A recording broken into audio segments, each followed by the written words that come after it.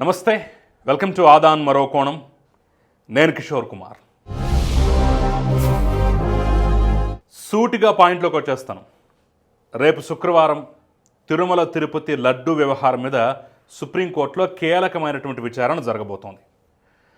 దాదాపుగా 90% రేపే తేలిపోయేటటువంటి ఛాన్స్ ఉంది. లేదు అనుకుంటే మరికొన్ని వాయిదాలు పడొచ్చేమో, కానీ 90% అయితే రేపే తేలిపోయేటటువంటి ఛాన్స్ అయితే కనిపిస్తుంది. అంటే లడ్డూలో కల్తీ జరిగిందా, ఎవరు కల్తీ చేశారు, ఎవరు దేన్ని కలిపారు, ఇవన్నీ కాదు.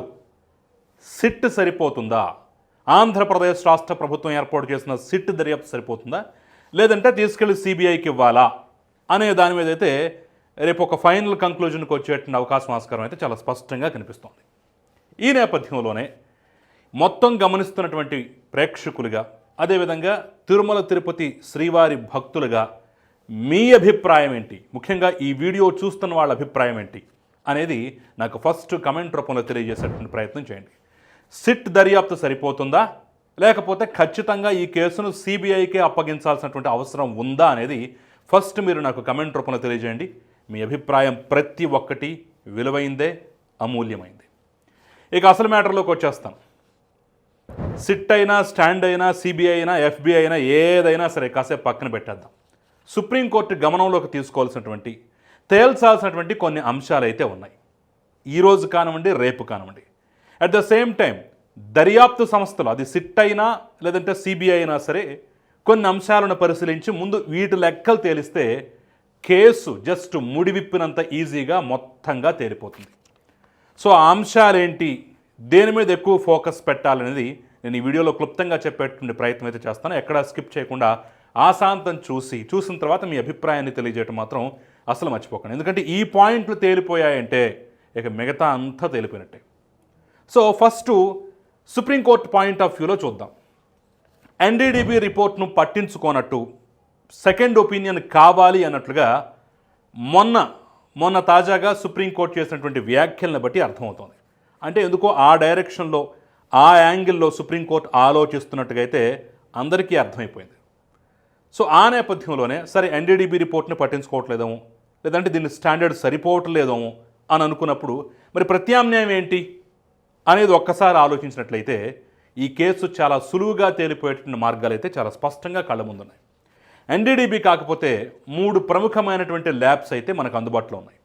ఇది నా సొంతంగా చెప్పేటువంటి అంశం కాదు. నేను కొంతమంది ఎక్స్పర్ట్స్ని, అదేవిధంగా కెమికల్ ఇంజనీరింగ్లో అనుభవం కలిగినటువంటి వాళ్ళని సంప్రదించి వాళ్ళ దగ్గర నుంచి సేకరించేటువంటి సమాచారం ఆధారంగానే నేను ఈ ఇన్ఫర్మేషన్ ఇస్తున్నాను. అందులో ఒక 3 ల్యాబ్లు అని చెప్పుకున్నాం కదా. మొదటిది సర్టిఫైడ్ ల్యాబ్ అని చెప్పేసి ఇది అమెరికాలో ఉంటుంది. ఇప్పుడు ఆ శాంపిల్ పంపిస్తే అందుట్లో జంతు కొవ్వు ఉందా లేదా, ఉంటే ఎంత శాతం ఉంది, ఏ జంతు కొవ్వు కలిపారు, దాని కెమికల్ ఫార్ములా ఏంటి, దాని కెమికల్ నిర్మాణం ఏంటి, ఇదంతా పూర్తిగా పూసగుచ్చినట్లుగా పాయింట్ టు పాయింట్ చెప్పగలిగేటువంటి సంస్థగా దీనికి పేరుంది. ఇది సర్టిఫైడ్ ల్యాబ్ అని చెప్పేసి చెప్తూ ఉన్నారు. కావాలంటే దానికి సంబంధించినటువంటి లింక్ కూడా నేను డిస్క్రిప్షన్లో ఇస్తాను. కావాలంటే దాని వెబ్సైట్కి వెళ్ళి మీరు పరిశీలించుకోవచ్చు. ఏ సేవలు అందిస్తుంది, ఏ రకంగా దాని యొక్క స్టాండర్డ్స్ ఉన్నాయనేది ఒకసారి పరిశీలించుకోవచ్చు. ఇది నాకు కొంతమంది కెమికల్ ఎక్స్పర్ట్స్ సూచించినటువంటి సలహా అన్నమాట. ఒకవేళ ఇది కాదనుకుంటే, అంటే కేవలం సెకండ్ ఒపీనియన్ కాదు, మాకు థర్డ్ ఒపీనియన్ కూడా కావాలి అనుకుంటే అదే శాంపిల్ని తీసుకువెళ్ళి యూకేలో ఉన్నటువంటి మరో ప్రముఖమైనటువంటి ల్యాబ్లో కూడా ఇవ్వచ్చు. అది ఇంటర్టెక్ అనేటటువంటి ల్యాబ్. దీనికి కూడా ఆ సామర్థ్యం ఉంది. మనం ఇక్కడ జంతు కొవ్వు, ఫిష్ ఆయిల్ ఉంది, బీఫ్ టాలో ఉంది, పంది కొవ్వు ఉందని చెప్పేసి అంటున్నాం కదా.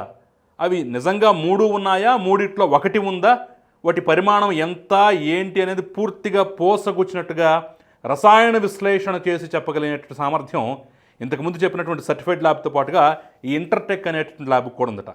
ఇది యూకేలో ఉంది. దీనికి కూడా కావాలంటే పంపించవచ్చు, అక్కడి నుంచి కూడా రిపోర్ట్ తెచ్చుకోవచ్చు. ఏది ఎన్డీడీబీ సరిపోదు అనుకుంటే, ఎన్డీడీబీ మీద అనుమానాలు ఉంటే, దీని స్టాండర్డ్స్ అంత గొప్పగా లేవు అనుకుంటే మాత్రం ఆ ప్రయత్నం చేయొచ్చు. ఇక ఇవి కూడా కావు, లోకల్గా ట్రై చేద్దాం అనుకుంటే మన హైదరాబాద్లోనే ఉంది సిసిఎంబి.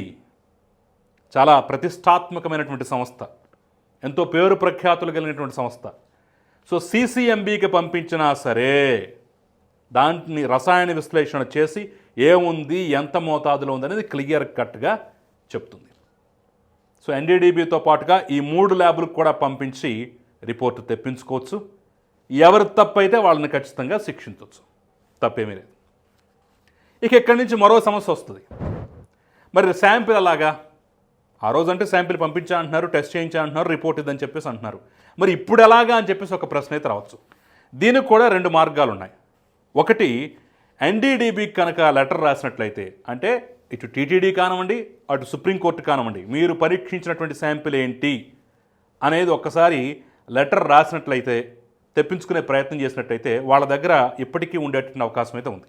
మ్యాక్సిమం డిస్ట్రాయ్ చేసేటటువంటి ఛాన్స్ అయితే ఉండదు. ఎందుకంటే ఇది కొంత చాలా కీలకమైనటువంటి పరిణామం కాబట్టి, వార్తల్లో నలుగుతున్నటువంటి అంశం కాబట్టి, పైగా తిరుమల తిరుపతి దేవస్థానం బోర్డుకు సంబంధించినటువంటి అంశం కాబట్టి, ఈవో స్వయంగా పంపించారు కాబట్టి అంత తొందరగా డిస్ట్రాయ్ చేసేటటువంటి అవకాశం అయితే ఉండదు.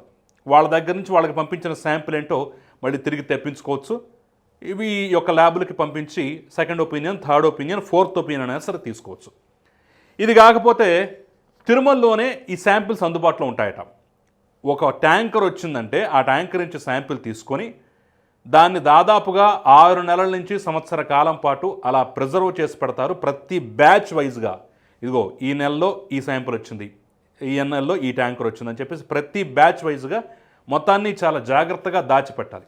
సహజంగానే నెయ్యి దాదాపుగా 12 నెలల వరకు పాడవకుండా ఉంటుంది అనేటటువంటి ఒక అంచనా కూడా ఉంది కాబట్టి అక్కడ ఖచ్చితంగా ఉంటుంది. సంవత్సరం వరకు దాచిపెట్టే అవకాశం ఉంటుంది కాబట్టి ఆ బ్యాచ్ నంబర్, ఆ టైము, ఆ తేదీని బట్టి దాన్ని కూడా తిరిగి తెచ్చుకునే అవకాశం అయితే ఉంటుంది. సో శాంపిల్కి ఇబ్బంది లేదు, ల్యాబ్స్కి ఇబ్బంది లేదు.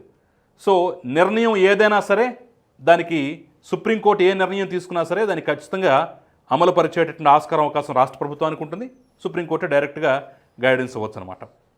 ఆ రకంగా మొదటి అడ్డంకిని దాటుకోవచ్చు. ఇక వాళ్ళు సిట్ వేసుకున్నా, స్టాండ్ వేసుకున్నా, ఏదో చెప్పాం కదా, సిబిఐ వేసుకున్నా, ఎఫ్బిఐ వేసుకున్నా, ఏది వేసుకున్నా సరే ఇబ్బంది ఉండదు. ఎందుకంటే వాళ్ళు వెనక జరిగినటువంటి కుట్ర మాత్రమే ఛేదించగలరు తప్ప సిబిఐ కానీ మిగతా సంస్థలు కానీ రసాయన విశ్లేషణ చేయవు. మరి దానికి కూడా నిపుణులు కావాలి. ఇక ఇక్కడి నుంచి మరో అంశం ఏంటంటే, మరి దర్యాప్తు సంస్థలు వస్తాయి, అవేం చేయాలి? వాటి ముందు కూడా కొన్ని కీలక ప్రశ్నలు ఉన్నాయి. ఈ కేసు చాలా ఈజీగా విడిపోవాలంటే ఫస్ట్ ఈ కీలకమైనటువంటి ప్రశ్నలకు గనక సమాధానం దొరికిందంటే మొత్తం తేటతలం అయిపోతుంది. మొదటి ప్రశ్న ఏంటంటే, ఏఆర్ డైరీ సంస్థ మీద కదా ప్రస్తుతం ఆరోపణలంతా, వాళ్ళు సరఫరా చేసిన నెయ్యి కదా కల్తీ అని చెప్పేసింది. ఇప్పుడు దాని గురించే వద్దాం. ఈ ఏఆర్ డైరీ అనేటటువంటి సంస్థ ఫస్ట్ 2023 అక్టోబర్లోనే టెండర్ వేసింది. టెండర్ వేసినప్పుడు వాళ్ళకి ఆ సందర్భంలో టెండర్ దక్కలేదు. ఎందుకంటే వాళ్ళు కోట్ చేసినప్పుడు దాదాపుగా 432 రూపాయల పైచిలుకు. అప్పుడు 432 రూపాయల పైచిలుకు 2023 అక్టోబర్లో టెండర్ వేశారు, దక్కించుకోలేదు. కానీ ఇటు 6 నెలలు తిరక్కముందే మార్చిలో 2024కి 320 రూపాయలకే టెండర్ దక్కించుకున్నారు. ఇంకా గట్టిగా చెప్పాలంటే ₹1 తక్కువే, 19 రూపాయలకే 319 రూపాయలకి టెండర్ దక్కించుకున్నారు. అరే 432 రూపాయలకే టెండర్ వేసినటువంటి గత చరిత్ర, అంతకన్నా రూపాయి తగ్గటానికి కూడా మాకు ఆస్కారం అవకాశం లేదు, మాకు వైబుల్ కాదని చెప్పినటువంటి సంస్థ 6 నెలలు తిరక్క ముందే 320 రూపాయలకి ఏ విధంగా టెండర్ని మార్చింది, తక్కువకు కోట్ చేసింది, ఏం మారింది, ఎంతగా రేట్లు తగ్గిపోయాయి? ఈ 6 నెలల కాలంలోనే ఆకాశంలో ఉన్నటువంటి ఆవు నెయ్యి ధరల పాతాళానికి ఏం పడిపోలేదు కదా, కళ్ళ ముందు కనిపిస్తూనే ఉంది కదా. మరి ఎలా, ఎందుకు మార్చింది, ఎందుకు మార్చాల్సి వచ్చింది, అంత తక్కువగా 6 నెలల్లోనే ఎందుకు స్టాండ్ తీసుకుంది అనేది క్లియర్గా ఫస్ట్ ఎంక్వైరీ చేసి ఆ లోగుట్టును కనుక లాగగలిగినట్టయితే కేసు మొత్తం తేటతలం అవుతుంది. ఇక దీంతో పాటుగా టెండర్ నిబంధనల్లో ఎందుకు మార్పులు తీసుకొచ్చారు, ఇది ఫస్ట్ది ఏఆర్ డైరీకి సంబంధించి, సెకండ్ది టీటీడీ బోర్డుకు సంబంధించి. ఒకసారి మనం ఆ నిబంధనలు చూసినట్లయితే రూల్ నెంబర్ 19, కనీసం 4 లక్షల లీటర్ల పైచులకు ఆవు పాలు సేకరించాలి, అంతటి సామర్థ్యం కలిగి ఉండాలి అనేటటువంటి నిబంధనని ఎందుకు మార్చారు, ఎందుకోసం మార్చాల్సి వచ్చింది, ఎవరి కోసం మార్చాల్సి వచ్చింది, రూల్ నెంబర్ 19 ఎందుకు మారిపోయింది, దీని లోగుట్టు గనక విప్పగలిగినట్టయితే మొత్తం తేటతలం అవుతుంది. అంతేకాదు రూల్ నెంబర్ 20 కూడా ఉంది, ఇది నెయ్యికి సంబంధించింది. వాళ్ళ అవసరాలు పోను, అంటే డైరీ సంస్థ ఏదైనా సరే వాళ్ళ అవసరాలు పోను ఒక ఎక్స్ట్రాగా కనీసం 8 టన్నుల పైచులకు నెయ్యిని ఉత్పత్తి చేయాల్సి ఉంది. ప్రతి నెల అనేటటువంటి నిబంధన గతంలో ఉంటే దీన్ని కూడా మార్చేశారు. అంటే ఏమాత్రం అనుభవం లేకపోయినా, ఏమాత్రం సామర్థ్యం లేకపోయినా, వాళ్ళు తక్కువ స్థాయిలో ఉన్నటువంటి డైరీ అయినా సరే వాళ్ళకంత సామర్థ్యం ఉందా లేదా అనేది చూసుకోకుండా టెండర్ ఇచ్చేశారు అనే అపకీర్తి, చెడ్డ పేరు రాకుండా ముందుగానే ప్లాన్ చేసుకుని టెండర్ నిబంధనలు మార్చేశారా? అనుమానం వస్తోంది. ఈ అనుమానానికి గనక సమాధానం చెప్పగలిగినట్టయితే మొత్తం గుట్టంతా విడిపోతుంది. ఇక ఆ తర్వాత మరో ముఖ్యమైనటువంటి అంశం, 3 ఏళ్ళు కార్యకలాపాలు నిర్వహించాలి. కనీసం ఆ డైరీగా వాళ్ళు పెట్టిన తర్వాత కనీసం 3-4 ఏళ్ళు కార్యకలాపాలు నిర్వహించాలి, సక్సెస్ఫుల్గా రన్ అవుతూ ఉండాలి, ఈ మధ్యలో ఎలాంటి తేడా పాడాలు జరగకూడదు, అంటే కనీసం ఒక 3-4 ఏళ్ళ అనుభవం ఉండాలి అనేటటువంటి నిబంధన గతంలో ఉంటే దాన్ని తీసేసి కేవలం సంవత్సరం అనుభవం ఉన్నా చాలు అని చెప్పేసి ఎందుకు టెండర్ నిబంధనలు మార్చారు, ఎప్పుడు మార్చారు, ఎవరి కోసం మార్చారు అనేది కనుక ఒక్కసారి దాని గుట్టు విప్పగలిగినట్టయితే మొత్తం తేటతలం అయిపోతుంది. ఇక ఆ తర్వాత ఫైనల్గా దాదాపుగా తిరుమల నుంచి 800 కిలోమీటర్ల దూరంలో ఉన్నటువంటి సంస్థల ద్వారా డైరీల ద్వారా మాత్రమే ఈ పాల సేకరణ చెయ్యాలి అనేటటువంటి నిబంధన గతంలో ఉంటే దాన్ని మార్చేసి ఏకంగా 1500 కిలోమీటర్ల రేడియస్కి మార్చేశారు. అంటే ఆ చుట్టుపక్కల ఉంటే కొంచెం తొందరగా వస్తుంది, తొందరగా సరఫరా చేస్తారు, రవాణాకు సంబంధించిన అంశాల్లో కూడా ఇబ్బంది ఉండదు కాబట్టి ఆ చుట్టుపక్కల 800 కిలోమీటర్ల లోపులో నుంచే సేకరించాలనేటటువంటి నిబంధన ప్రముఖంగా ప్రధానంగా పెడితే దాన్ని మార్చి ఏకంగా 1500 కిలోమీటర్లు చేసేశారు. ఆ 1500 చుట్టుపక్కల కిలోమీటర్లలో ఎక్కడి నుంచైనా సరే తెచ్చుకోవచ్చు. అంటే ఇది దేనికోసం మార్చాల్సి వచ్చింది, ఎందుకోసం మార్చాల్సి వచ్చింది? ఇది ప్రధానమైనటువంటి సందేహం. దీనికి గనక సమాధానం గనక రాబట్టగలిగినట్టయితే ఖచ్చితంగా ఈ కేసు అంతా పేటముడి విడిపోతుంది. ఇక ఆఖరిది రివర్స్ టెండరింగ్. పోలవరంతో పాటు అనేక ప్రాజెక్టులో రివర్స్ టెండరింగ్ అనేటువంటి అస్త్రాన్ని ప్రయోగించినటువంటి జగన్మోహన్ రెడ్డి సర్కారు ఇక్కడ తిరుమల తిరుపతి దేవస్థానంకి సరఫరా చేసేటటువంటి నెయ్యి విషయంలో కూడా రివర్స్ టెండరింగ్ పద్ధతి ఫాలో అయింది. ఎంత రివర్స్ టెండరింగ్ పద్ధతి ఫాలో అయినా సరే 411 రూపాయలకి టెండర్ వేసి మళ్ళీ దాన్ని రివర్స్ టెండరింగ్ చేసిన తర్వాత 320కి ఏ విధంగా సరఫరా చేశారు. ఇంత తేడానా? రివర్స్ టెండరింగ్ అన్నప్పుడు 411 అంటే 11 తగ్గిస్తారు, పోనీ 20 తగ్గిస్తారు, పోనీ 25 రూపాయలు తగ్గిస్తారు, పోనీ 30 రూపాయలు తగ్గిస్తారు అనుకోవచ్చు. మరి 411 ఎక్కడ, 320 ఎక్కడ? దాదాపుగా 100 రూపాయలు తేడానా? ఎలా? అసలు ఏం గిట్టుబాటు అవుతుంది? ఎంత రివర్స్ టెండరింగ్ అయినా సరే మరి ఇంత దారుణంగానా?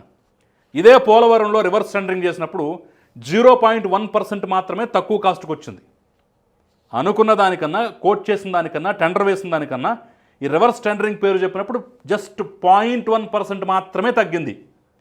కానీ ఇక్కడ ఇంత పర్సంటేజ్ తేడానా నెయ్యి విషయంలో? ఈ అంశాలు ఖచ్చితంగా తేల్చాలి కదా. ఏ రకంగా రివర్స్ టెండరింగ్ ప్రతిపాదన చేశారు, ఇంత పెద్ద మొత్తంలో ఏ విధంగా దక్కించుకున్నారు? అసలు ఫస్ట్ 432 రూపాయలు వేసినటువంటి టెండర్ ఎక్కడా? సరఫరా చేసినటువంటి మొత్తం పోను సరఫరా చేసినటువంటి 320 రూపాయలు ఎక్కడా? ఇంత గ్యాప్ ఏ విధంగా సాధ్యమైంది? మిగతా సంస్థలు ఎందుకు ఈ రేటు కనీసం దరిదాపుల్లో కూడా రాలేకపోయాయి? ప్రతిష్టాత్మక సంస్థలు కూడా ఎందుకు ఇంత తక్కువకు కోట్ చేయలేకపోయాయి? ఇది మాత్రమే ఏఆర్ డైరీ మాత్రమే ఇంత తక్కువకు ఎందుకు కోట్ చేసింది? దీంట్లో ఉన్నటువంటి మతలబేంటి? ఇది తేల్చగలిగినట్టయితే కేసంతా పోసగుచ్చినట్లుగా విడిపోతుంది, తేటతల్లమైపోతుంది. కాబట్టి అది సిబిఐ కానివ్వండి, లేదంటే సిట్ కానివ్వండి, మరో సంస్థ కానివ్వండి, లేదంటే సుప్రీంకోర్టు సిట్టింగ్ జడ్జో, లేదంటే రిటైర్డ్ జడ్జో, ఏ జ్యుడిషియల్ కమిటీ అయినా సరే ముందు ఈ ప్రశ్నలకు గనక సమాధానాలు రాబట్టగలిగినట్టయితే కేసు మొత్తం విడిపోతుంది. దాంతోపాటుగా ఈ ప్రముఖమైనటువంటి ప్రతిష్టాత్మక సంస్థలు ఏవైతే ఉన్నాయో, ఇంతకుముందు నేను చెప్పినట్టుగా ఈ సర్టిఫైడ్ ల్యాబ్, ఇంటర్టెక్ ల్యాబ్, అదేవిధంగా సిసిఎంబి, వీటికి శాంపిల్స్ పంపించి పూర్తి స్థాయిలో పరీక్షించుకోవచ్చు, నిజానిజాలు తేల్చవచ్చు. నిజంగా జంతు కళేబరాలకు సంబంధించినటువంటి ఆ యొక్క అవశేషాలు ఉన్నాయా లేదా అనేది పూర్తి స్థాయిలో నివేదిక తెప్పించుకోవచ్చు. ఇదంతా సుప్రీంకోర్టు చేతుల్లోనే ఉంది. మరి రేపు వాదనలు ఏ విధంగా ఉంటాయో, ఏ రకమైనటువంటి తీర్పు వస్తుందో ఖచ్చితంగా ఎదురు చూద్దాం. అట్ ద సేమ్ టైం రాష్ట్ర ప్రభుత్వం కూడా ఏ దర్యాప్తుకైనా మేము సిద్ధమని చెప్పేసి రెడీ అవుతున్నటువంటి నేపథ్యంలో పెద్దగా ఇబ్బందికరమైనటువంటి పరిస్థితులు ఉండే ఆస్కారం అవకాశం అయితే చాలా తక్కువగా ఉన్నాయి. అట్ ద సేమ్ టైం వీటన్నిటిని తేల్చాల్సినటువంటి బాధ్యత అయితే ప్రస్తుతం సుప్రీంకోర్టు మీద ఉంది. చూద్దాం రేపేం జరగబోతుందో. మరి ఈ అంశం పట్ల మీ అభిప్రాయం ఏదైనా సరే నాకు కమెంట్ రూపంలో తెలియజేయండి. అంతకన్నా ముందు ఈ వీడియోని లైక్ చేయండి, షేర్ చేయండి, సబ్స్క్రైబ్ చేయడం మాత్రం మర్చిపోకండి. నమస్తే.